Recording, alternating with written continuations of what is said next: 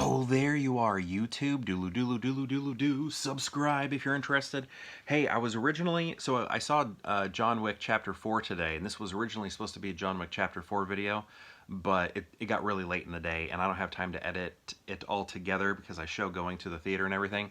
So I guess look forward to that tomorrow. It should be up tomorrow night around this time.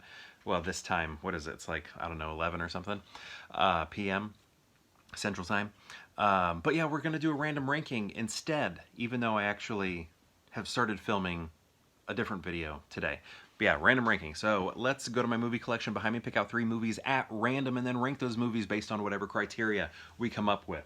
Man, yesterday when I did this, I picked out like 3 great directors. I feel like that was like one of the greatest pulls I've ever had in terms of directors. It was just like auteur theory. We had like Baz Luhrmann, we had PTA. Who was the other one? I've forgotten. There was a PTA. Who was it? Oh, David Lynch. What? Yeah, David Lynch. That was really cool. Who do we have this time? We have Wes Craven, Clint Eastwood, and who did this one? I think they're famous now. Let me just, if I could, sorry for the wait. Wait, is it Edgar Wright? Or did he just produce this? Hey, who directed Attack the Block? Attack the Block is the one. Was it Edgar Wright? I need some glasses here. Maybe he just produced it. Yeah, why doesn't it? Okay, starring, casting, visual effects. If it could just say directed. Directed? Nope. Editor? Producer? And producer? Oh, Joe Cornish. Okay.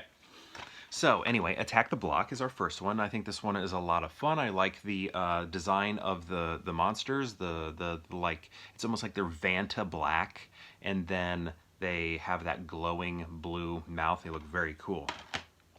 Next, we have Flags of Our Fathers, which is a Clint Eastwood movie. I believe, did I pull this one recently? I don't think so. No. Okay. Did I? I think I recently pulled Letters Iwo Jima. So, Flags of Our Fathers, actually, I think I talked about this. I was in a, Bob's Blu-rays had a Paul Walker stream, and that's, I think, maybe where we talked about this movie. Yeah, Paul Walker's in this film. He's not in it very much, but he is in it, and it's a Clint Eastwood movie. And I think between the 2 films, because this is kind of like a double feature sort of thing, I like Letters more, but Flags of Our Fathers is good. And tells the story of basically this picture and sort of it being taken, how it was taken, why it was taken, the time it was, and I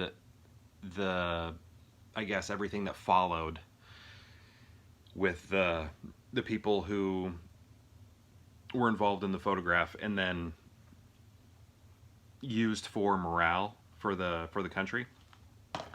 Okay, and then we have, I think I got that right, Wes Craven. Yeah, Wes Craven, Vampire Brooklyn. I pulled this one so many times. I need to just like get this one out of my collection because it's like a magnet to my hand for some reason, because it's always getting pulled. I think I have set it aside before, but let's go ahead and keep it.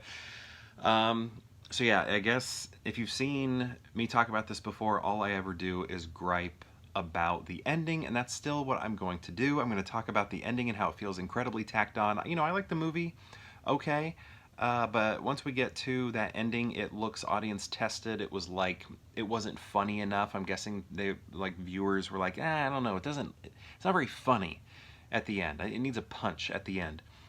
So then they put on this little joke at the end, I guess. I don't know, it feels like very tacked on. Similar to like, if you watch Home Alone 1 and 2, in Home Alone, Buzz says, "Kevin, what did you do to my room?" And then in Home Alone 2, John Hurt, he says, "Kevin, you spent $967 on room service." And those were things that like the studio wanted. They're like, can you punch it up again? Like at the end, get a little laugh. We can We can leave the audience with a laugh. I feel like that's what happened here. Same thing with like, I was going to talk about City Slickers 2. That, I guess I'll talk about that a little bit. That ending also, I always like hunch like this. Okay, I need to work on my posture. So City Slickers 2, they do something similar where it feels very tacked on. Like they probably had maybe 3 different endings that they filmed and then they tested them and then plucked it on at the end. It doesn't feel organic. So I think, oh, and Angela Bassett, she was just nominated for nominated and did not win the Oscar for Black Panther 2, which I still have to see. Again, I've said this many times, but I can't believe that there are superhero movies that I haven't seen. If you'd have told 11-year-old me that, they wouldn't believe you. Okay, so I don't know, this feels right. Attack the Block is definitely number 1.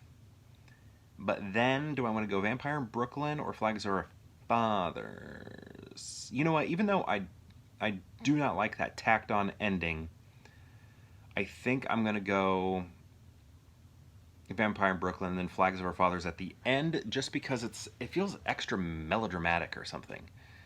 And I don't know. I don't feel like watching it right now. So that's part of it. I'm thinking, which one would I want to watch right now?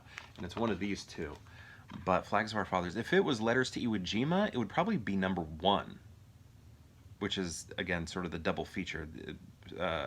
Clint Eastwood, he made 2 movies, I think like simultaneously or exactly back to back, and then released them at the same time.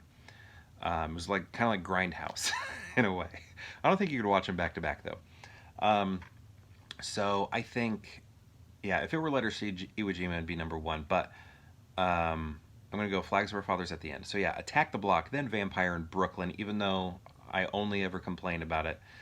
Then Flags of Our Fathers at the end. So my question to you is, have you seen these movies? And if so, what do you think of them? And if you've seen all 3, how would you rank them? I'd love to know. Let me know in the comments below, and perhaps I'll see you tomorrow for more Pure Hangout.